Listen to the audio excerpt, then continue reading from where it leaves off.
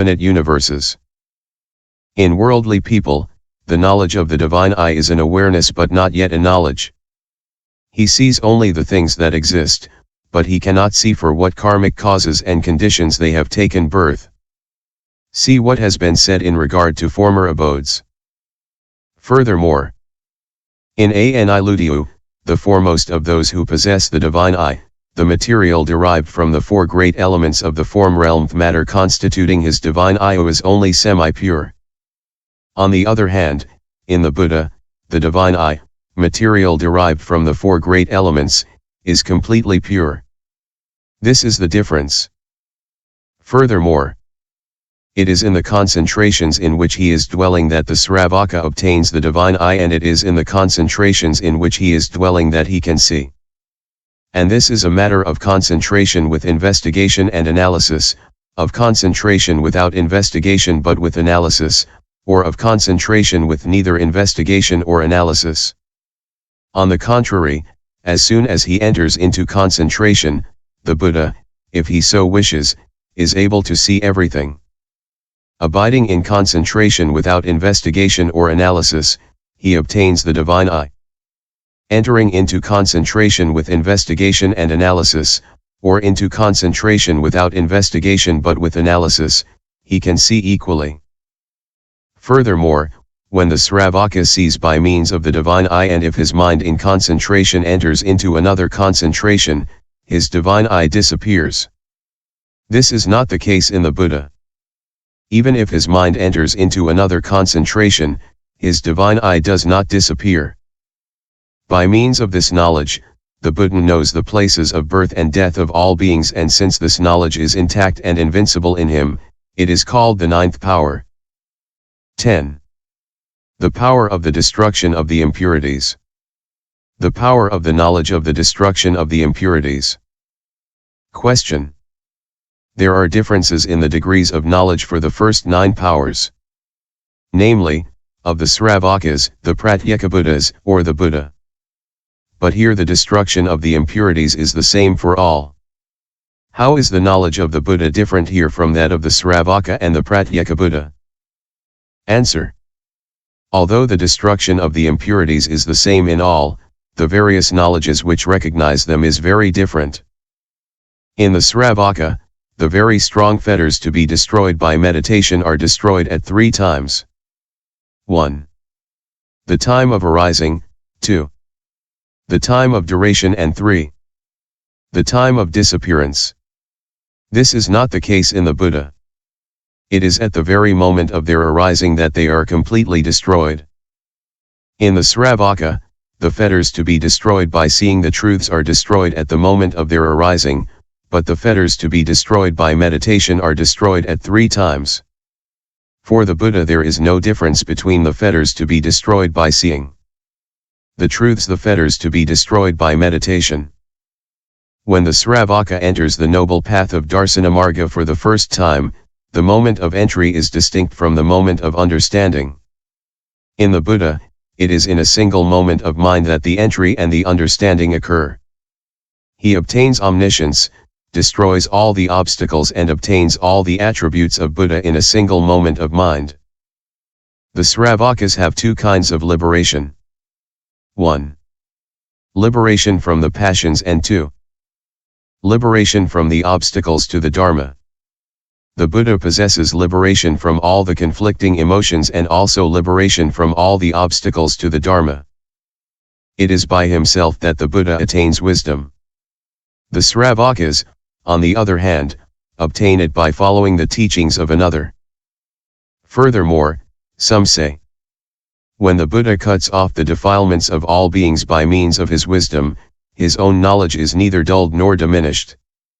Just as a red-hot iron ball set down on a cotton cloth burns the cotton without its power of combustion being diminished, so the Buddha's wisdom burns all the defilements without the power of his knowledge being thereby diminished.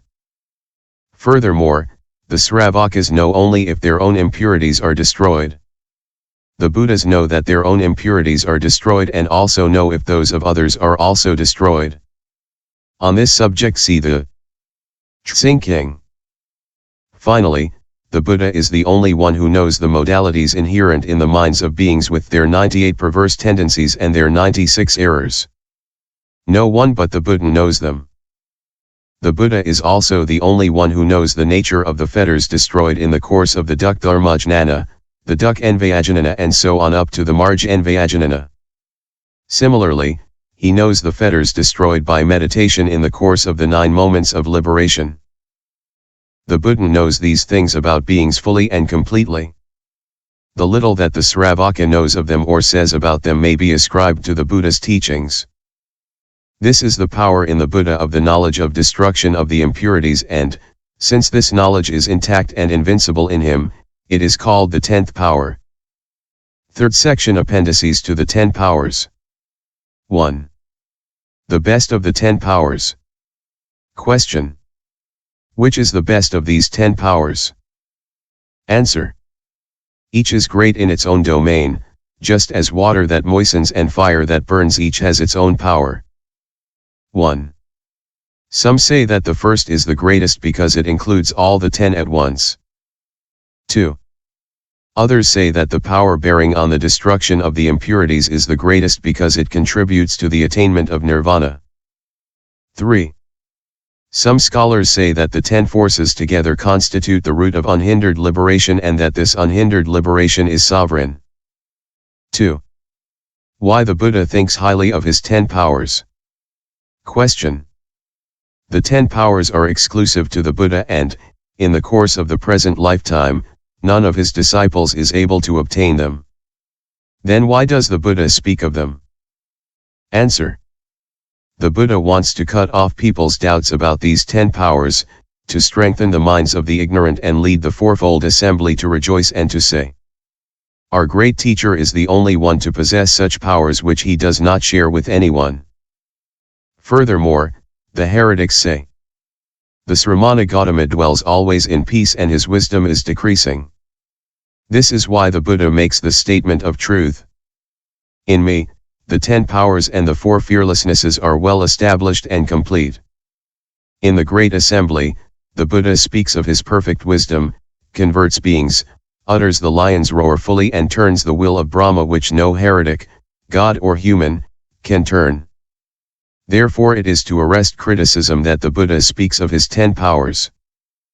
3. There is no boastfulness in the Buddha. Question. According to a rule of human decency, even the sage cannot boast.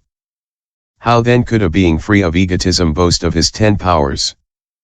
Indeed, it is said, to boast about oneself, to blame oneself. To boast about another and to blame another, those are 4 things which the sage does not do. Answer. Although free of egotism and attachment, the Buddha possesses innumerable powers and, out of his great compassion to save beings, he speaks of only 10 powers. That is not boasting. Thus, the good caravan leader, seeing robbers deceiving his merchants and inviting them to take the wrong road, is moved by compassion and says to his merchants, it is I who am truthful. Do not follow these hypocrites. And also, when charlatans are deceiving the sick, the good physician, out of compassion for these sick people, tells them, I have the good remedy and I am able to cure your illness. Do not believe these impostors. You will become even more sick. Furthermore, the qualities of the Buddha are profound and distant. If the Buddha did not speak about himself, nobody would know him, and the little that he does say is very useful to beings. This is why the Buddha himself speaks about his 10 powers. Furthermore, there are beings to be converted to whom it is necessary to speak, and among the things to say to them, he must, at the proper time, speak of the 10 powers. If one did not speak about them, these people would not be converted. This is why the Buddha himself tells them about them. Thus when the sun and the moon rise, they do not think, by lighting up the world, we will have glory. The mere fact of their rising is worthy itself of glory. It is the same for the Buddha. He thinks not at all about collecting glory when he speaks about his own qualities. When the Buddha is preaching the Dharma in a pure voice and the brilliance of his rays destroys the shadows of ignorance among beings, he derives great glory from that automatically. Therefore there is nothing wrong in the Buddha himself speaking of his 10 powers and his other qualities. Power can have results. By using the 10 powers, the Buddha increases wisdom.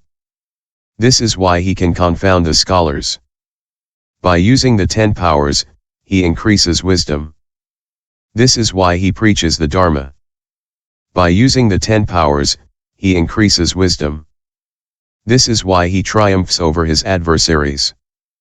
By using the 10 powers, he increases wisdom. This is why he attains sovereignty over all the dharmas, just as the great master of a kingdom gets sovereignty over the ministers, the people, and the populace. This has been a brief explanation of the 10 powers according to the Saravaka system. End chapter 39.